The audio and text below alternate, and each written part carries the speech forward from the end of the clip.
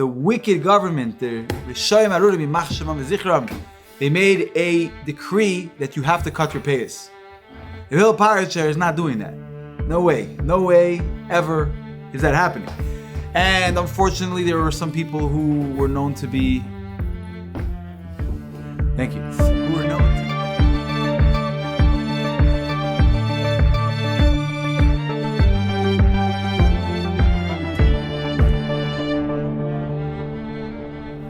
Okay. You are live. We are live. This is a Hakel event. This is a Hakel event. Okay. Good luck, everybody. Thank you for being here.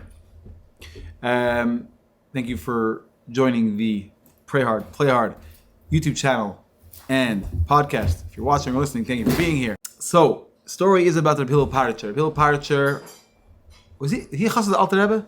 No. He started at the Alter Rebbe. He never actually physically met the Alter Rebbe. It's a cool story. He had known that the Alter Rebbe is better, something like that. Oh, and he fainted. Or the closet, some opinions say. He fainted, right. And he fainted because the Alter Rebbe said because he was studying. A younger man, right? He said something. Because he was studying the Masechta Archim, which is dealing about how much to offer appraisals based upon values. Right. And the Alter Rebbe made a comment. I don't remember the exact wording, but it was something like, how often does a person appraise themselves or something like that? Yeah, and he fainted. And he fainted. But so he never met the Alter Rebbe face to face. But he had an encounter. He had an encounter, and he was a very, very big cousin of the Middle Rebbe and the Rebbe Tzemach Tzedek as well. Right. He was considered like half a Rebbe himself. I was say the Tzemach Tzedek referred to him as half a Rebbe. Yeah. He was known to be very careful. He said, I had like 2.5 chassidim. And like, what do you mean half a chassid? I'm like, no, Reb Hillel. He's half my chassid, but he's also half a Rebbe. He had chassidim. He had like people who followed him. What happened was, sorry to interrupt like this. Yeah. But so during the Middle Rebbe's time frame, I'm getting FaceTime. During the Middle Rebbe's time frame, the Lubavitcher Rebbe at the time, the Middle Rebbe, he got permission by the Russian government to have like these colonies in the Ukraine.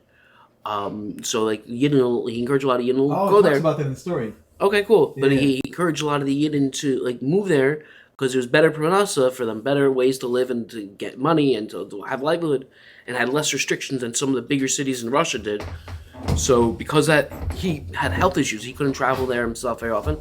So he'd send Reb Hillel there, and so Reb Hillel had followers based upon this because he'd go from town to town to town, and he had like a little bit of like a Chassidish following. Yeah. Even though he had a Rebbe himself, like he had like a shtickle following because he was this person that would go around on behalf of the Rebbe. So we're going to see how he actually ended up passing away far from where he was because of that, because of his travels. Okay. He's cool stories. Okay, so Reb Hillel, thank you, Hanan. So he was very known, Reb Hillel, to be very careful of mitzvahs. So much so that he had a kvartz. Most kvartz have 2 handles. Right, his kvart had 3 handles. Kvart is a cup that we use for washing. Kvart, it's a washing cup. Yes. Yeah, thank you, Hanan, for always making sure we have. You know, we speak English, but you forget. We know speak English. Okay, but so Reb Hillel was very careful about mitzvahs, and at a certain period in his life, the wicked government, they made a decree that you have to cut your payas. The Hillel Parasher is not doing that. No way, ever is that happening. And unfortunately, there were some people who were known to be. Thank you. Who were known to be. I'm sure you're very pro payas. Thank you. There are some people who were known to. Unfortunately, they were moisrim. They were informants, and one of these people, went and they informed on Reb Hillel. So now they're coming. The government comes to cut his payas, whoever they send. And Reb Hillel right away goes and he puts his hand as strong as he could. He doesn't let them. But how long can someone be, right? So he's in a big problem right now.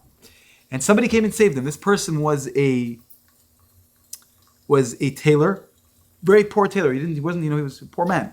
He came and he saved him. And Reb Hillel told him that because you saved me, you're going to be buried next to me after 120 years. Yeah. Many times, a very, very long time passed since then, and Reb Hillel already had moved to be a Rav in the town of Bobroisk. And every year, as Hanan mentioned earlier, he would go to the south of where he was, to the townlets, in Cherson, Yekaterinoslav, and he would teach Yidden about Yiddishkeit and the ways of Hashem. And he would go to, like Hanan mentioned also, there were Jewish colonies over there in the villages, and all the Yidden there knew him as a very great person. And in the summer of Tafresh Chav Dalid, he was 69 years old. He became sick in the town of Cherson, which is very far from Babraisk and from Parich. And he ended up passing away on Shabbos Nachamu. So the next day, which was a Sunday, they made a big levaya and they gave him a lot of kavod, and as was befitting for Reb Hillel. And they actually built an oyhel like is necessary for a tzaddik, right? You have a tzibur, a place to go and daven to Hashem and ask for the tzaddik to daven on their behalf. And many people came who were his followers. Now, some time passed, and it was a very, very, very cold and stormy day. And the poor guy who nobody really knew who he was passes away. Now the shamash has to take care of it. He doesn't want to go out now and go figure out and take the time to figure out where this guy needs to be buried. Ask the Chaver Kadisha. So he just goes to the Beis HaKvaros, finds the first place that he can dig a grave, and he buries him there. Now people are coming, the next few days to daven by Reb Hillel Paritzer's oil, and they see that there's a new grave there. They don't know who he is, some poor guy. And he's there, and there's a whole big tumult. There's a whole big tumult. Well, how did this happen? And so they try to verify who it is, and there's a whole they don't know what to do, because al pi halacha, once someone is buried, you can't just take them out. So you can't move out a dead person once he's buried. It's sacred, you can't just do it. So now they can't do anything about it, but they want to at least know the nature of this person. What type of person was this person who was buried next to such a holy person?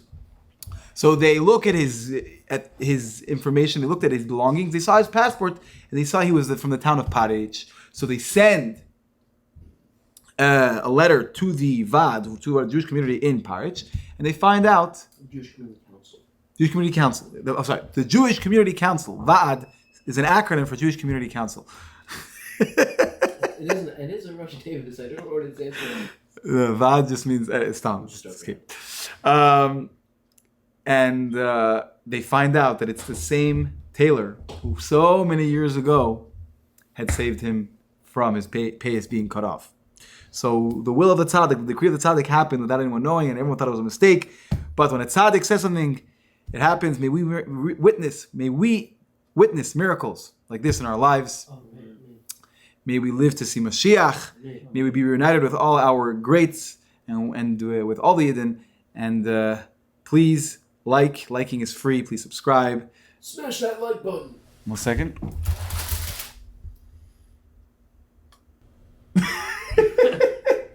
Smash the like button. Smash that like button.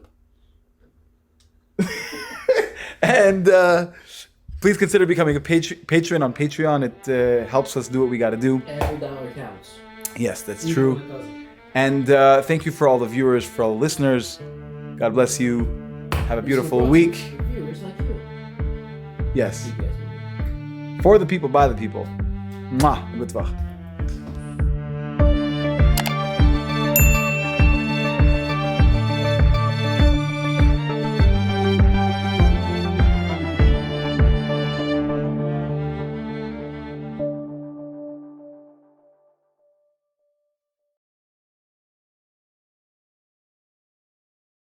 This is good for someone's race out of town.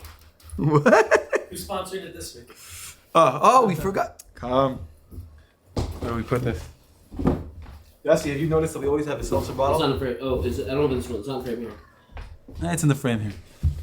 Guys, use your imagination. There's a seltzer bottle in the frame. Hold on a second. It's going to be good bloopers this week. Good bloopers. Okay. Is your arm tired yet? No? Okay.